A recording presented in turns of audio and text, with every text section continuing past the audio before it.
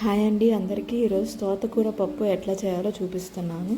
So దానికోసం ముందుగా మనం ఒక ఆనియన్ అయితే కట్ చేసుకోవాలి. దాని తర్వాత 1 టొమాటో అయితే తీసుకున్నాను. 1 టొమాటో చిన్న చిన్న పీసెస్ కట్ చేసుకోవాలి. అలాగే 1 మిర్చి అయితే తీసుకున్నాను. సో కొంచెం కారం ఎక్కువ తినేవాళ్ళు మిర్చి కొంచెం ఎక్కువ వేసుకోండి, బాగుంటుంది.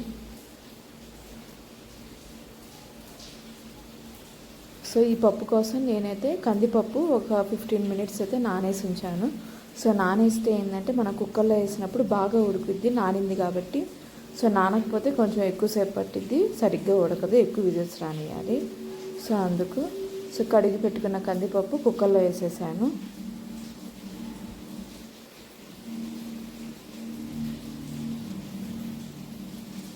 నేనైతే కందిపప్పు ఈ చిన్న గ్లాస్ ఆఫ్ కందిపప్పు తీసుకున్నాను.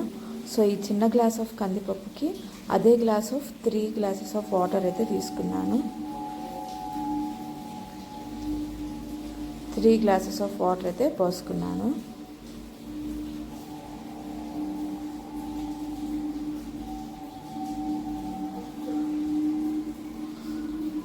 అలాగే తోటకూర మాత్రం ఒక 2-3 టైమ్స్ బాగా కడిగేసుకొని ఉంచుకోండి. ఎందుకంటే ఏ ఆకుకూర అయినా ఇసుక అనేది తగులుతూనే ఉండిద్ది. మనం బాగా కడుక్కుంటే ఇసుక లేకుండా ఉండిద్ది. సో అలా కడిగి పెట్టుకున్న తోటకూరని కుక్కర్లో వేసేసాను.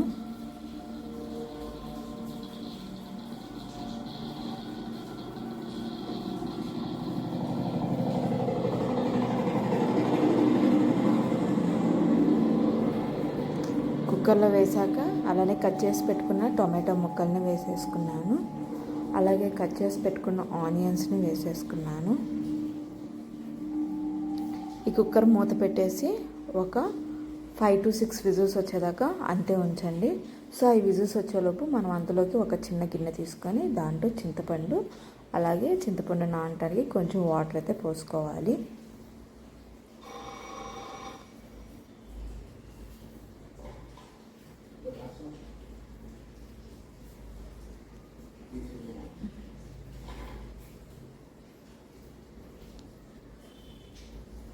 సో విజిల్స్ వచ్చేసినాయి కదా, మనం తాలింపు వేసుకోవడానికి అందులోకి చిన్న బాండీ తీసుకొని బాండీలో కొంచెం నూనె పోసుకోవాలి. ఆ నూనె కొంచెం హీట్ అయ్యేదాకా అట్లానే ఉంచండి.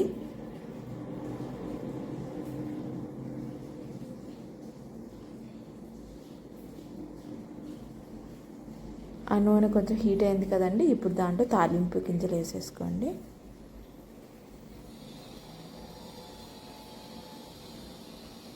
సో మీరు అంతలోకి ఆ పప్పులోకి కావాల్సిన ఒక చిందులపాయలు, ఒక 4 or 5 రెబ్బ చిందులపాయలు కట్ చేసుకొని రెడీగా ఉంచుకోండి. సో తాలింపు గిన్నెలో ఎండుమిర్చి వేసుకున్నాను, అలాగే తొడలు తీసిన చిందులపాయలు వేసుకున్నాను. సో చిందులపాయలు వేసుకుంటే ఏంటంటే మంచి స్మెల్ వస్తుంది, అలాగే చాలా హార్ట్కి కూడా చాలా మంచిది అంటారు కదా. సో అలా ఇంత కట్ చేసి పెట్టుకున్న పచ్చిమిర్చి కూడా వేసుకున్నాను, కరివేపాకు వేసుకున్నాను. అవి కొంచెం బాగా వేగేదాకా ఉంచండి.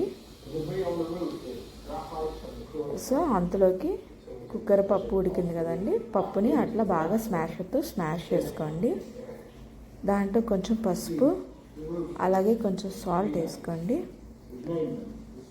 బాగా మిక్స్ చేసుకొని వాటర్ ఉన్నాయి కదండి, విడిగా కుక్కర్ మూత తీసేసి అదే పొయ్యి మీద వేడి చేసుకోండి. దాంట్లో ఇంతకు మనం వేసుకున్న చింతపండు రసం, అట్లాగే తాలింపు గింజలు వేసేసుకోండి. అది కొంచెం బాగా ఉడికేదాకా తిప్పుతూ ఉండండి. కారం వేసేసుకోండి.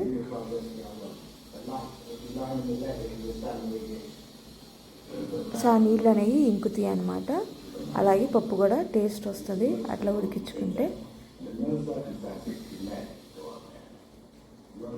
సో పప్పు ఉడికాక గిన్నెలో తీసేసుకుంటే తోటకూర పప్పు ఈస్ రెడీ. చాలా బాగుంటుందండి. మేమైతే ఇంట్లో ట్రై చేసాము, మీరు కూడా ట్రై చేయండి. మాకు రిజల్ట్ బాగా వచ్చిందని మీకు కూడా చెప్తున్నాను. Thank you friends.